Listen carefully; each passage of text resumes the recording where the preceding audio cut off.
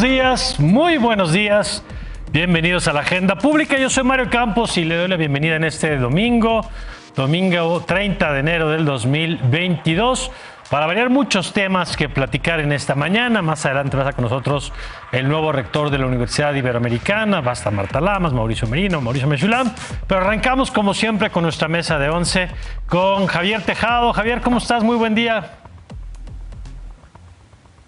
Y a nuestros compañeros y desde luego al auditorio. Querido Rafael Cardona, ¿cómo te va? Buen día. Hola, ¿qué tal? Mucho gusto en saludarlos a todos. Me da gusto verlos bien y de buena. Eso. Claudio, ¿cómo estás? Buen día.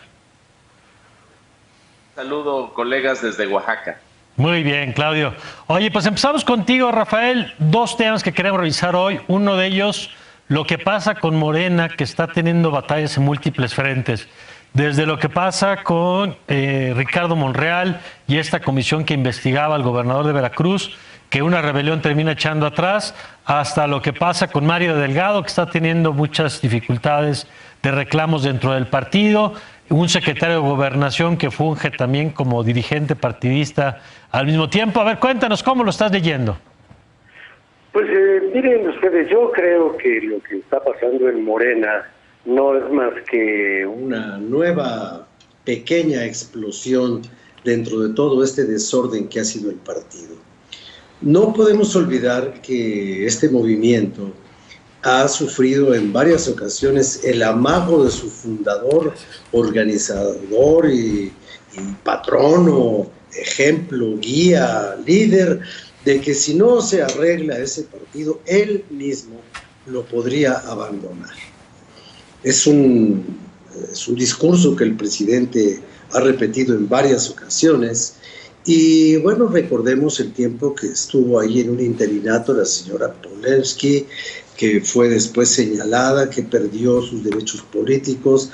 Después llegó Mario Delgado y la presencia de Mario Delgado simplemente adelgazó a la dirigencia de Morena.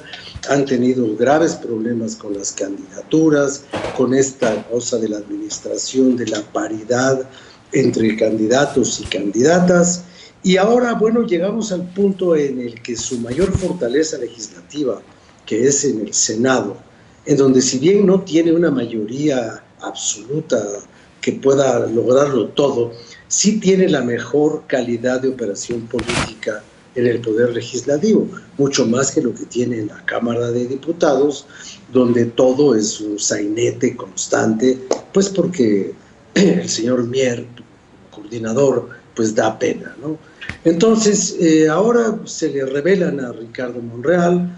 Ricardo Monreal tiene que dar pasos para atrás, se disuelve una comisión, pero nunca había visto yo que desde la Secretaría de Gobernación se dictaran instrucciones para el funcionamiento legislativo de la fracción del partido. No es lo mismo participar en las plenarias para avisar de los temas importantes para el gobierno, y otra cosa es el secretario de Gobernación diciéndoles que salgan a la calle a promover la consulta para la imaginaria revocación del mandato.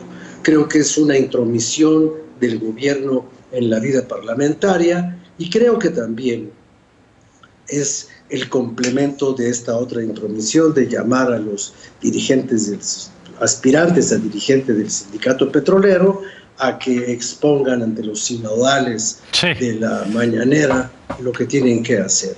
Es un gobierno absolutista. Está en todos lados. Javier, ¿cómo estás leyendo tú lo que se está viviendo dentro de Morena y sus actores? Mira, yo tengo una lectura un poquito distinta a la de nuestro querido Rafa. Yo creo que es muy sencillo. Yo ubico todo este choque entre Morena ya por la acción presidencial. Claramente Ricardo Monreal aspira a ser candidato de Morena. Claramente Ricardo Monreal aspira a un método distinto de selección de candidatos. Él quiere que sea por primarias, no quiere que sea por encuestas que hasta ahora nadie las puede ser manipulado. Y esto lo ha puesto en choque, desde luego, con Claudia Sheinbaum, además del conflicto que hubo en la Ciudad de México, y también con esta gobernación, que cada vez es más activo, y yo pienso que eventualmente también va a aspirar a ser un candidato a la presidencia. Así que todo lo que tú estás viendo la presión que hicieron a Monreal para disolver la Comisión de Veracruz, el regaño que se dio en la plenaria ayer sábado, pero que se mantuvo él como coordinador, te deja ver ese choque que hay rumbo al 2024 y las imágenes que se mandan. Sí es cierto, como dijo Rafa, que esto obviamente no le viene en un buen momento a la agenda legislativa del presidente cuando no tienes las mayorías calificadas que se requieren para sacar la reforma de la Guardia Nacional, la eléctrica o electoral que vienen. Sí creo que el partido está un poco quebrado, pero el presidente aún tiene enorme fuerza y si él dice es verde, va a ser verde sin lugar a dudas. Yo más bien creo que no va a haber reformas constitucionales, que el presidente va a querer que lo que ya ha hecho se valide en la Corte y que él, con su enorme peso, su enorme popularidad, pues sí va a seguir dirigiendo Morena, va a imponer al candidato que él quiere en su momento, y aunque no es un candidato muy popular, su imagen atrás de ese candidato, él piensa que lo va a hacer llegar a la presidencia en su momento, y eso también puede ser cierto, toda vez que la oposición pues está muy debilitada. Así que lo que estamos viendo son estas batallas preliminares por la elección presidencial que Dios imagina. De acuerdo, y lo vemos, Javier, en un Marcelo Ebrard que habla del FOAPROA, que es una palabra que resuena en los oídos del presidente, o vemos a Claudia Sheinbaum pidiéndole que recorte el presupuesto al Instituto Electoral de la Ciudad de México, en lo que parece un copiar y pegar de lo que hace el presidente López Obrador, en la batalla por las simpatías justamente del presidente y del oído y de los afectos del presidente. Claudio, ¿cómo estás viendo tú todo esto? Pues vaya conflictividad interna que tiene Morena. 4 narrativas del pleito interno morenista, Mario, Rafael, Javier. Primero, ¿qué está en juego? Lo que está en juego es, ya lo decía muy bien aquí Javier, la carrera por la candidatura presidencial que comenzó temprano. Esta fotografía quizá del propio Andrés Manuel López Obrador alzándole la mano a Claudia Sheinbaum es, digamos, un detonador de esta carrera. Segundo, ¿quién manda en el juego? Bajo un modelo, digamos, de liderazgo patriarcal, vertical, centrado en una sola figura que obviamente es López Obrador, donde todo juego es para sumar al agrado presidencial o restarlo a sus contrincantes. Tercero, ¿quiénes juegan el juego? Pues ahí está Claudia Sheinbaum, Marcelo Ebrard, Ricardo Monreal. Bueno, se sube a Dan Augusto López. No es un secreto que están dispuestos a jugar un juego rudo, hacer hasta lo imposible y juegan pesado. La meta finalmente es eliminar al otro. Y el cuarto elemento, ¿cuál es el tablero? ¿Dónde juegan? El tablero es México y estamos en un momento donde además en el contexto nacional pierden fuerza 2 grandes elementos narrativos, 2 relatos del gobierno de López Obrador, que tiene que ver con la honestidad valiente, con todo esto que está sucediendo de los escándalos vinculados a sus secretarios y su familia, y segundo, el combate a la corrupción, una causa central para el propio relato presidencial, que hoy también está en crisis. Veremos este juego dónde acaba, quién gana y quién pierde.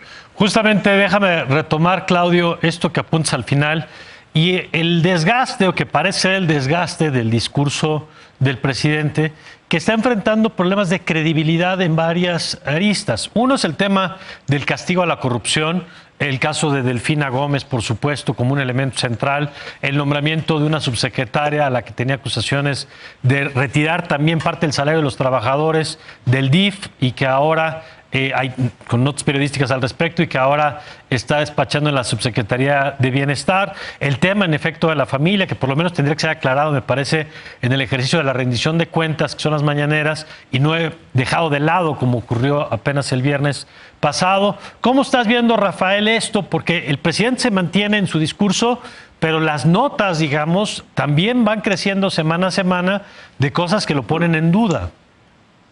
Pues yo lo veo de una manera un poco cínica.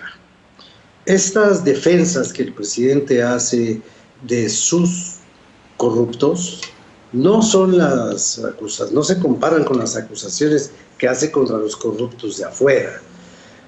Yo creo que a la vista de estas evidencias de que el hijo del presidente de la República vive fuera del país, en otras condiciones de confort muy diferentes a las de la austeridad nacional, y que es un hombre que se permite alojarse en la casa de un contratista que tiene negocios con Pemex y con Dos Bocas, y todo esto no incide directamente en el comportamiento presidencial, pero sí puede hacerle pensar a muchas personas que a lo mejor es más fácil gobernar el país que gobernar a tus hijos.